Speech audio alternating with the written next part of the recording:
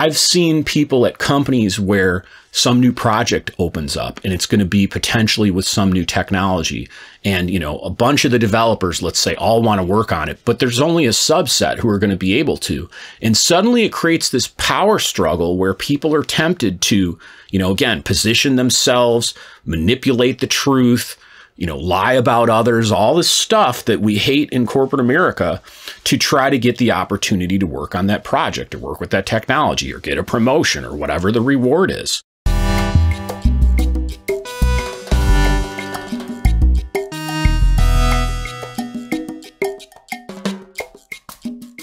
In the first software project of my career, I thought we were just supposed to do a good job to get recognized. But after a bunch of political backstabbing and crazy games that people played on me on that project, naively, I was awoken to the fact that many people play dirty to get ahead in this industry. Well, in this episode, I'd really like to encourage you and help you avoid falling into that temptation to also fight dirty and play dirty tricks and basically be unethical yourself. And I really hope that helps you not just get ahead of one person on a project you're facing now, but have a really great long reputation where your career stays healthy and you actually can just keep growing in your tech career. Here at Healthy Software Developer, I like to talk about 4 things: career progression, working healthy, finding meaning and purpose through your work, and escaping the corporate grind. This episode today is specifically about finding meaning and purpose. And I think if you do choose to go down the road of playing dirty games or being unethical, at least in my experience, I've found the few times I've fallen into this trap, it starts to make work feel meaningless. So why are programmers tempted to fight dirty to move ahead? Well, I think the first reason is just high stakes competition. Depending on the area of the world that you work in, you may make a lot of money for being in tech. And as you know, money causes people to do crazy things. And sometimes people take on somewhat of a winner-take-all attitude in their career. And so if you're trying to move ahead in your career and you're wondering, why am I running into all these political games? Why am I starting to run into different people who are being unethical? A lot of it is just, unfortunately, because of the amount of money that's on the line and the potential benefits that are in front of us. Some people don't want to get there by the rules. They want to twist the rules and they want to manipulate you to get there quicker.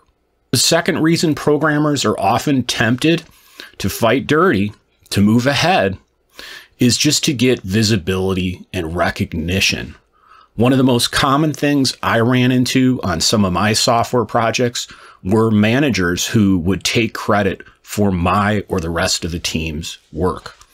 Or even worse than that, I've been on projects where a coworker on my team has taken credit for my work or another coworker's work when they weren't hardly doing anything themselves. And so the temptation that people can have to move ahead by basically lying about what they're getting done, that may seem like an outrageous claim, but you'd be surprised up in the higher levels of companies how often that actually happens. The third reason that programmers are often tempted to fight dirty and be unethical is being fearful of just becoming obsolete. One of the hardest things about working in this industry is the longer you work in it, the skills that you worked so hard to learn in a programming language or process or technology, they become not as valuable. And so I've experienced, and you may have too, sometimes people who don't want to grow or they don't want to admit that they don't know something will actually spread misinformation at the company about technologies that may be better, that they don't want other people to get successful support for within the company. I talked about this in the story on the show about the first project I was on. This happened when I was leading a project that was kind of Java-based. This was 27 years ago, and half my team wanted to use .NET. And rather than just bringing forward a new project in .NET, they actually spread kind of some twisted truths and misinformation about the capabilities of Java to win their case. So there's a strong temptation sometimes that we can have if we see another person on a project, or, you know, another product manager with a more potentially popular product line at the company, to devalue and de-emphasize their accomplishment or the technology that they're proposing when we don't have experience in it, because we're just fearful of being seen as not relevant anymore. The fourth way that programmers are sometimes tempted to play dirty tricks and play politics to move ahead is when the culture of the company and the structure of the company actually encourages it. Some companies, you know, I've been involved in these before, when you're talking with people higher up in the company behind closed doors or in smaller groups, they will talk about other colleagues that are underneath them in really rude ways. I've actually heard managers at some companies take pride in the fact that they keep information from their employees. I've heard, you know, managers, and I've even heard lead developers talk about the incompetence of their team members as though it's a good thing and it lets them control and manipulate them. So if you're in a company where there's actually a behavior that's not only tolerated, it's encouraged, where, you know, people basically lie to each other, or they look at each other like they're below each other as far as, you know, value as a human being, not just as far as their title and their career, that actually fosters an environment where it makes it much more likely for people to be unethical and fight dirty, because it's actually accepted and it's part of the cultural norm of the company. And I think one of the most popular ways you may have seen this manifest itself is you can have, let's say, like a middle manager who's a real jerk to everybody below them and pushing everybody really hard and manipulative and narcissistic, but they're getting good financial results, or at least on paper, for the company. And their boss, the rest of the management that are higher than them, because they may not have full visibility into what's going on below and how they're treating the employees, they will continue to reward that manager.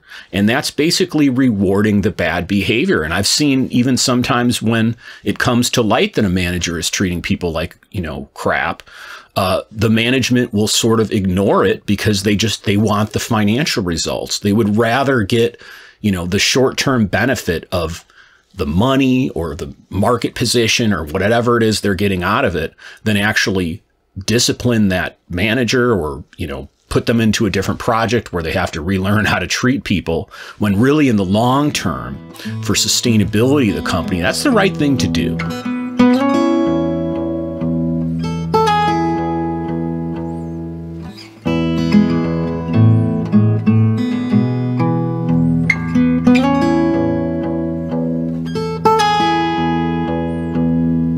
And the fifth reason I think in tech positions, we programmers, or really anybody on a tech job, can be honestly tempted to be very unethical and play dirty games, is when we just have misguided notions of what success really is supposed to look like. I think at some companies and in the culture across the industry, it can be looked at like, if you don't play dirty, you're naive.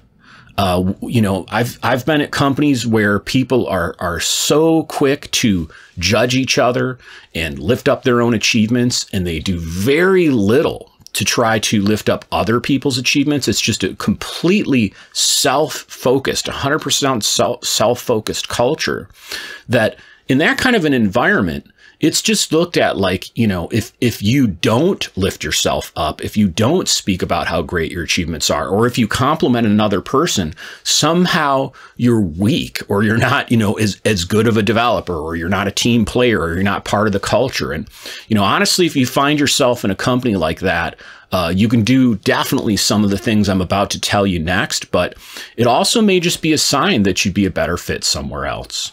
So when you're in this situation, you know, you're at a company, people are fighting dirty, or you have at least one person on your team, or a boss or somebody who's doing things to get ahead that you know are unethical, that you know are wrong. You know, there's the temptation to try to out them. There's all kinds of political games that we can play. And sometimes we do have to try to see if we can do something about it. But I want to talk today real quick with you about why it's so important that you actually do the right thing yourself and you don't fall into this, and why, if you want to have a healthy career and you don't want to be pissed off when you're in these situations, you don't want to have it affect your friends and family at home, you don't want to have it, affect your personal health, taking the high road and making sure you stick to your principles and you continue to be unethical is the only way you're going to make sure that happens. So the first way that you can really trust that doing good work and not falling into these manipulative games is going to get you better results in your career is to really think about the long game and prioritize long-term results over short-term wins. If you're on a project and you run into a tech lead or a manager or, somebody who's playing these games, and especially maybe they're not directly affecting you, but they're spreading misinformation and that helps them get promoted, remember, that person probably, I've seen it so many times in my career, will get found out. People will know this person's unethical, or they're playing games, or they're incompetent, because, in my experience, anybody who tries to twist reality on a software project can twist it, and they can often win for a brief period of time, but eventually they get found out and they usually get fired. And when you get fired, that reputation can, carry to other companies, especially depending on the region, you live in, and how many people sort of know each other. I know here in Austin, Texas, it's a much smaller tech community than one might really realize, even though there's, thousands of people that work in it. As you get up to that, principal, tech lead, director kind of level within companies here in Austin, at least, a lot of people know each other and a lot of people have worked with each other at companies. So I just encourage you, take the high road here. Your reputation follows you from company to company. And even though you might be tempted to, do some things that in your heart are not the right thing to do, to try to beat or defeat or, overcome someone who you can see clearly they don't have any scruples about being unethical. They don't care if what they're doing is completely wrong. Sometimes the only way to beat someone fighting dirty is to fight dirty yourself. And I just want to encourage you, don't do it. The second way you can really trust that if you just do good work, it's going to result in good benefits. You don't have to resort to these games, is to really learn to tap into the power of networking. If you want to get promoted, if you want to get hired in a new company at a higher level, if you want to get to work with a technology that you didn't before, I've seen people at companies where some new project opens up and it's going to be potentially with some new technology. And, a bunch of the developers, let's say, all want to work on it, but there's only a subset who are going to be able to. And suddenly it creates this power struggle where people are tempted to, again, position themselves, manipulate the truth, lie about others, all this stuff that we hate in corporate America, to try to get the opportunity to work on that project or work with that technology or get a promotion or whatever the reward is. And, when you're in that situation, you have to decide suddenly, do I want to compromise on my own ethics to get this opportunity? Or would it be better if I have a deep network of people that know what I do, they work at different companies, they're aware of, my capabilities and my career goals, and I can look for openings for new opportunities there. Now, I may not get that same instant gratification. I may have to deal with the discomfort of an interview, but I'm still sticking to my principles, right? I'm not getting sucked into the negativity of the things other people are doing. Because, if you do play dirty to try to get a promotion, or if you do play dirty to try to get an opportunity to work on a project, once you get that project, you kind of have already gotten there by compromising your principles. And I'm going to talk in a minute about how that doesn't completely go away. It actually colors your entire experience on the project in a very negative way.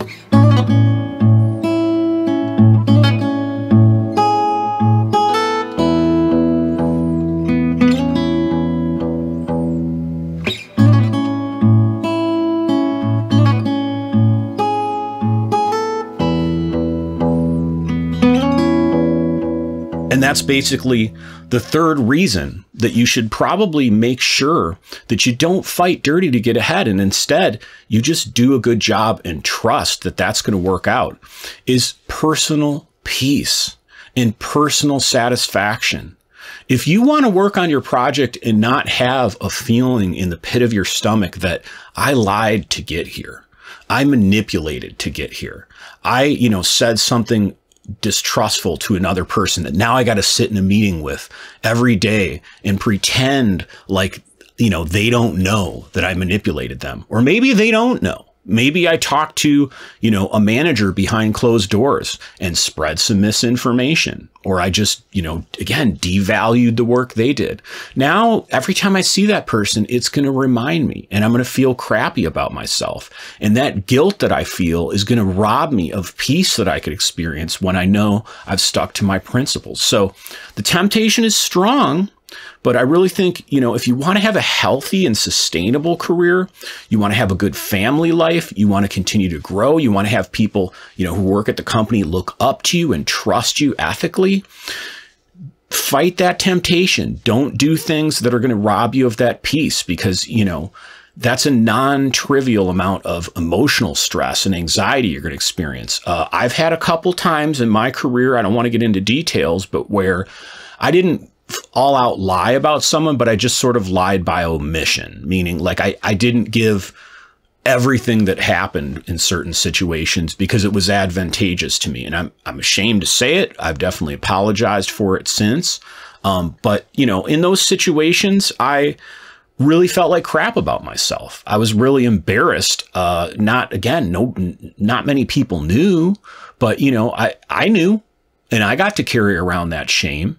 And it was no fun. I carried it around at home. I carried it around at work.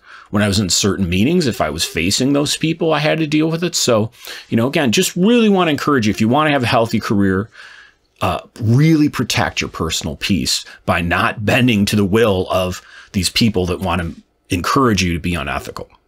The fourth thing you can do that'll really, I think, encourage you, if you think about it, to take the high road.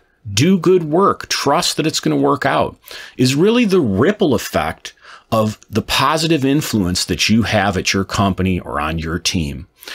If you choose to be ethical, if you choose to not lie or manipulate or play political games, and other people see you behaving in a way that's ethical, and people have seen me sometimes on projects, especially in the last, let's say 10 years, 12 years, where they saw me in a meeting in an opportunity, that opened itself, a door that opened where I could probably manipulate someone or twist something slightly and win an advantage when I was in a stressful situation, and I chose not to do it. And every time you do that publicly, you're showing everybody else on the team, the developers, the product managers, whoever is involved, that you are ethical and that you have principles and that you can't be corrupted simply because of the, again, temptation of power or prestige or money. So, that ripple effect, that effect that you can have on the rest of the culture at a company, when you stick to your principles, it's a non-trivial thing. And it can really help motivate you when you're tempted to go back against it. And that really gets to the fifth and final reason that I really want to encourage you to not bend to the temptation to fight dirty and play politics and be manipulative to move ahead in your career. And that's really just faith that it's the right thing to do. I've shared on the channel that I'm a Christian. I'm by no means perfect. You just watch my burnout episode. I've made huge mistakes in my career. I've done some really shameful things in my personal life. But I have to have faith that if I do the right thing, things will go well for me. And so, a lot of times when you're in these situations and you have these strong temptations because you're frustrated or you're pissed off at the other person who's getting a short-term advantage, you may not have anything to really, encourage you to stay on the straight and narrow other than faith, whether it's, spiritual faith like I have, or just faith that living by ethical principles is the right thing to do. So have you ever been tempted to be unethical or fight dirty to get ahead in your career? Have you seen other people maybe do some really underhanded things to get ahead? And what's happened to them? Did they get ahead short term? Did you see what eventually happened to them? Leave me some comments. Until next time, thanks.